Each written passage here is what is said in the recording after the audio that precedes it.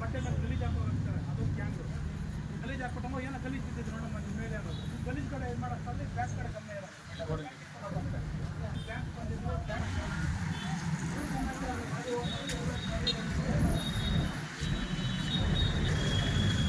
ಮಾತಾಡಂಗಿದ್ರೆ ಯಾಕೆಂತಂದರೆ ಪ್ರತಿಯೊಂದು ಯಾವುದೇ ರೀತಿಯಾದ ಅಪರಾಧ ಮಾಡಬಾರ್ದು.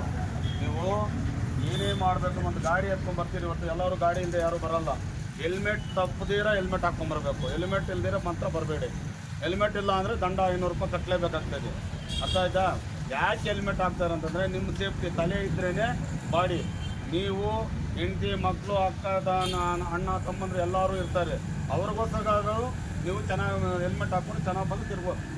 ಟೌನಿಗೆ ಬಂದವರು ವಾಪಸ್ ಹೋಗ್ಬೇಕು. ಮತ್ತೆ ಮಕ್ಕಳು ಎಲ್ಲ ಕಾಯ್ಕೊಂಡಿರ್ತಾರೆ, ಟೌನ್ಗೆ ಹೋಗಿದ್ದಾನೆ ಬರ್ತಾನೆ ಅಂತೇಳಿ. ಆ ವಿಚಾರದಲ್ಲಿ ಎಲ್ಲರೂ ಹೆಲ್ಮೆಟ್ ಧರಿಸಲೇಬೇಕು. ಹೆಲ್ಮೆಟ್ ಧರಿಸಿದ್ರೆ ಮಾತ್ರ ಬರಬೇಡಿ.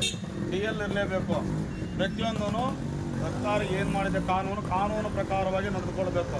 ಅದನ್ನು ಬಿಟ್ಟು ಇಲ್ಲದಿದ್ದು ಮಾಡೋಕೆ ಹೋಗ್ರಿ. ಬ್ಯಾಂಕಿಗೆ ಬರ್ತೀರಿ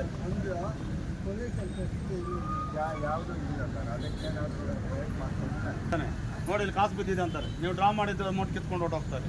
ಅದ್ರ ಬಗ್ಗೆ ಎಚ್ಚರವಾಗಿ ಇರಬೇಕು. ಅವನೇ ಇದು ಮಾಡಿ ಕಾಪರೇಟ್ ಮಾಡಿಕೊಂಡು ನಿಮ್ಮ ಅಮೌಂಟ್ ಡ್ರಾ ಮಾಡ್ಕೊಂಡು ಎತ್ಕೊಂಡು ಹೊರಟೋಗ್ತಾನೆ. ನಿಮ್ಗೆ ಏನು ಬೇಕು ಕೊಡಬೇಕು ಅದು ಕೊಡ್ಬೇಕು.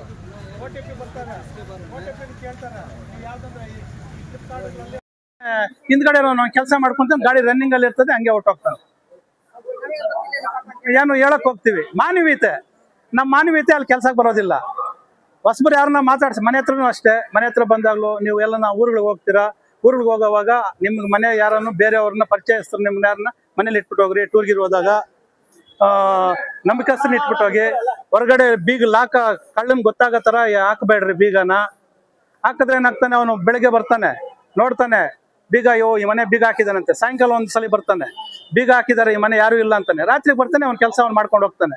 ಅದಕ್ಕೆ ನೀವು ನಿಮ್ಮ ನಂಬಿಕಸ್ಥ ಯಾರನ್ನ ದೂರ 2 ದಿನ 3 ದಿನ ಮದುವೆಗೋ ಟೂರೋ ಹೋಗೋವಾಗ ನೀವು ನಿಮ್ಮ ನಂಬಿಕಸ್ಥನ ಯಾರನ್ನ ಮನೆಯಲ್ಲಿ ಮನ್ಸ್ಬಿಟ್ಟು ಇಲ್ಲ ಇಟ್ಬಿಟ್ಟು ಅವ್ರನ್ನ ನೋಡ್ಕೊಳ್ರಪ್ಪ. ಮನೆ ಇಲ್ಲ ಅಕ್ಕಪಕ್ಕ ಮನೆಯವ್ರಿಗಾದ್ರೂ ಹೇಳ್ಬಿಟ್ಟು ಹೋಗ್ಬೇಕು, ನಾವಿರೋದಿಲ್ಲಪ್ಪ, ನೀವು ಮನೇನ ಸ್ವಲ್ಪ ಜೋಪಾನ ನಮ್ಮ ಮನೆ ಕಡೆ ಕೇರ್ ಮಾಡ್ರಪ್ಪ ಅಂತೇಳಿ. ಈಗ ಮೊನ್ನೆ ನೋಡ್ರಿ, ಒಂದು ಇಲ್ಲೇ ತ್ಯಾಗರಾಜ ಕಾಲೋನಿಯಲ್ಲಿ ಅವರು ಎಲ್ಲೋ ಮಗನ್ ನೋಡ್ಕೊಂಬರಕ್ ಹೋಗಿದ್ರು, ಇರ್ಲಿಲ್ಲ ಅವ್ರ ಮನೆಯಲ್ಲಿ. ನೋಡ್ಕೊಂಡ ಕಳ್ತನ ಆಯ್ತು.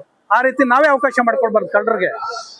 ನಮ್ಮ ಮನೆ ಕಡೆ, ನಮ್ಮ ಒಡವೆ ಕಡೆ ನಾವೇ ಜೋಪಾನವಾಗಿ ನೋಡ್ಕೋಬೇಕು.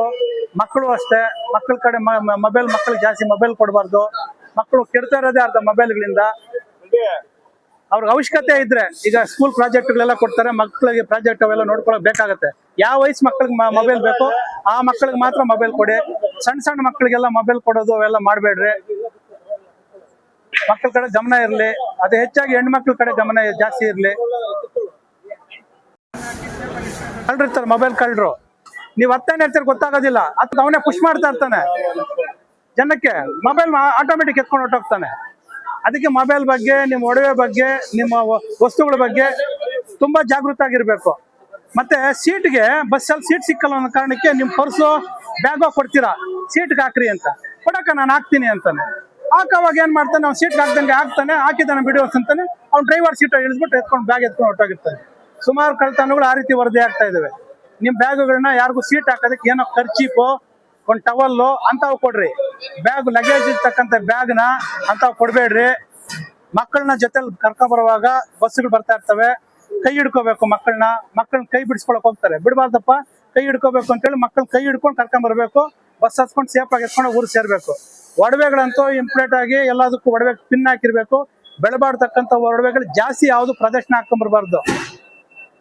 ಏನೋ ಹಬ್ಬ ಹರಿದಿನ, ನೆಂಟರ ಮನೆ ಕಾರ್ಯಕ್ರಮ, ಮದುವೆ ಕಾರ್ಯಕ್ರಮ ಉಪಯೋಗಿಸ್ಕೊಳ್ರಿ.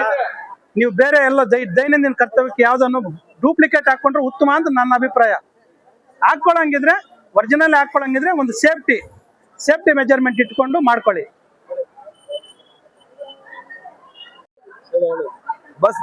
ಇದು ಬಸ್ ನಿಲ್ದಾಣ ಸಾರ್ವಜನಿಕರದು. ಸಾರ್ವಜನಿಕರೆಲ್ಲ ಇಲ್ಲಿ ಎಲೆ ಅಡಿಕೆ ಹೋಗುದು, ಎಲ್ಲಂದ್ರಲ್ಲಿ ಎಂಜಿಲ್ ಉಗುಳುದು ಮತ್ತು ಬಿಡಿ ಸಿಗರೇಟ್ ಸೇದನ್ನು ನಿಷೇಧಿಸುತ್ತೇವೆ. ಆದಾಗ್ಯೂ ನೀವು ಉಗುಳುದು, ಎಲೆ ಅಡಿಕೆ ಹಾಕಿ ಉಗುಳದಲ್ಲಿ ದಂಡ ವಿಧಿಸಲಾಗುವುದು. ಅದಕ್ಕೆ ಆ ದಂಡ ತಪ್ಪಿಸಿಕೊಳ್ಳಲು ನಾವು ಎಲ್ಲ ಡಸ್ಟ್ಬಿನ್ಸ್ ಇಟ್ಟಿದ್ದೀವಿ. ಬಸ್ ಸ್ಟ್ಯಾಂಡ್ ಪೂರ್ತಿ ಡಸ್ಟ್ಬಿನ್ ಇಟ್ಟಿದ್ದೀವಿ. ಡಸ್ಟ್ಬಿನ್ ಯೂಸ್ ಮಾಡಿ ಬಸ್ ನಿಲ್ದಾಣವನ್ನು ಸ್ವಚ್ಛತವಾಗಿಡಲು ಸಹಕರಿಸಿ. ಎಲ್ಲ ತಿಳಿಸೋದು ನೀವು ಅಪರಾಧ ತಡೆ ಮಾಸ ಅಂತೇಳಿ ಮಾಡ್ತಾ ಇದ್ದೀವಿ. ನೀವು ಗಾಡಿಗಳು ಓಡಿಸ್ತಾ ಇರ್ತೀರಿ, ಯಾವುದೇ ಕಾರಣಕ್ಕೂ ಹೆಲ್ಮೆಟ್ ಇಲ್ಲದೆ ಮಾತ್ರ ಹೆಲ್ಮೆಟ್ಟು, ಲೈಸೆನ್ಸು, ಇನ್ಶೂರೆನ್ಸು ಇಲ್ಲದೆ ಯಾವುದೇ ರೀತಿ ಕಾರಣಕ್ಕೂ ಗಾಡಿ ಓಡಿಸ್ಬೇಡಿ. ಯಾಕೆಂತಂದ್ರೆ ಹೆಲ್ಮೆಟ್ ಮುಖ್ಯ. ನಮ್ಮ ತಲೆ ಇದ್ರೆ ನಮ್ಮ ಶರೀರ, ನಮ್ಮ ತಲೆನೇ ಇಲ್ಲ ಅಂತಂದ್ರೆ ನಮ್ಮ ಶರೀರ ಪ್ರಯೋಜನ ಏನು? ಅದಕ್ಕೆ ಹೆಲ್ಮೆಟ್ ಹಾಕೊಂಡು ನೀವು ಬೆಳಗ್ಗೆ ಮನೆ ಬಿಟ್ಟು ಟೌನ್ಗೆ ಬರ್ತೀರಿ. ಟೌನ್ಗೆ ಬಂದಾಗ ಮನೆಗೆ ಹಿಂತಿರುಗೋವರೆಗೂ ನಿಮ್ಮ ಹೆಂಡತಿ, ಮಕ್ಕಳು, ಅಕ್ಕ, ತಂಗಿ, ತಾಯಿ, ತಂದೆ ಎಲ್ಲರೂ ಕಾಯ್ತಾ ಇರ್ತಾರೆ, ಬರ್ತಾರೆ ಬರ್ತಾರೆ ಬರ್ತಾರೆ ಅಂದೇಳಿ. ಅದಕ್ಕೋಸ್ಕರಾಗಿ ನೀವು ಹೆಲ್ಮೆಟ್ ಹಾಕೊಂಡು ಸುರಕ್ಷಿತವಾಗಿ ಬಂದು ನಿಮ್ಮ ಕೆಲಸ ಕಾರ್ಯಗಳು ನೋಡಿಕೊಂಡು ನೀವು ಸುರಕ್ಷಿತವಾಗಿ ಮನೆ ಸೇರ್ಬೇಕು. ಅದರಿಂದ ಕಾನೂನು ಪ್ರಕಾರವಾಗಿ ಏನಿದೆ, ಕಾನೂನು ವಿರುದ್ಧವಾಗಿ ಏನು ನಡ್ಕೊಳ್ಳದಿರ ಕಾನೂನು ಪ್ರಕಾರವಾಗಿ ನೀವು ನಡ್ಕೊಂಡು ಹೋಗ್ಬೇಕು. ಅರ್ಥ ಆಯ್ತಾ? ಎಲ್ಲಾರ್ಗು ನಿಮ್ಗೆ ಇದೇ ತಿಳುವಳಿಕೆ ಕೊಡ್ತಾ ಇರೋದು. ಅದರಿಂದ ಹೆಲ್ಮೆಟ್ ಕಡ್ಡಾಯವಾಗಿ ಹಾಕೊಂಡ್ಬರ್ಬೇಕು. ಇನ್ಶೂರೆನ್ಸ್ ಇರ್ಲೇಬೇಕು ಗಾಡಿಗೆ. DL ಅಂತೂ ಪಕ್ಕ ಮಾಡಿಸ್ಕೊಂಡಿರ್ಬೇಕು. ಇದು ನಿಮ್ಗೆ ಸಾರ್ವಜನಿಕರಿಗೆ ನಾವು ತಿಳುವಳಿಕೆ ನೀಡ್ತಾ ಇರೋದು. ತಿರ್ಗಾ ಬಸ್ ಸ್ಟ್ಯಾಂಡ್ ಬರ್ತೀರಿ, ಬ್ಯಾಂಕ್ಗೆ ಹೋಗ್ತೀರಿ, ಬ್ಯಾಂಕಲ್ಲಿ ಹೋಗ್ತೀರಿ, ನೀವು ಡ್ರಾ ಮಾಡ್ತೀರಿ, ವಯಸ್ಸಾಗಿರ್ತಾ ಇದೆ. ವಯಸ್ಸಾಗಿದ್ದಾಗ ಬ್ಯಾಂಕ್ಗೆ ಹೋಗಿ ಡ್ರಾ ಮಾಡಿದಾಗ ಯಾರೋ ಒಬ್ಬನು ಬರ್ತಾನೆ, ಅಲ್ಲಿ 10 ರೂಪಾಯಿ ಹಾಕ್ತಾನೆ, ನೋಡೋದು ನಿಮ್ಮದೇ ಬಿದ್ದಿರೋದು ಅಂತಾನೆ ಈ ಕಡೆ ಎಡಗೈಲಿರೋದು ಕಿತ್ಕೊಂಡು ಹೋಗ್ತಾ ಇರ್ತಾನೆ. ತಿರ್ಗಾ ಬಂಗಾರ ಅಂಗಡಿ ಅಲ್ಲಿ ತಗೊಳ್ತೀರಿ, ನೀವು ಈಚೆ ಬರ್ತೀರಿ, ಅದೇನೋ ಬಿದ್ದಿದೆ ನೋಡಿ ಎತ್ಕೊ ಅಂತ ಹೇಳಂತಾರೆ, ಇದನ್ನ ಕಿತ್ಕೊಂಡು ಹೋಗ್ತಾರೆ. ಇದನ್ನ ಭಾರಿ ಎಚ್ಚರಿಕೆಯಿಂದ ನೀವು ನಡ್ಕೋಬೇಕು. ಇದನ್ನೆಲ್ಲರೂ ನೀವು ತಿಳ್ಕೊಂಡು ನೀವು ಇನ್ನೊಬ್ರಿಗೆ ನೀವು ಹೇಳ್ಕೋಬೇಕು. ಎಲ್ಲಾನು ಈ ತರ ಅಂತೇಳಿ ತಿಳುವಳಿಕೆ ನೀಡಿ ಇದ್ ಮಾಡ್ಕೋಬೇಕು.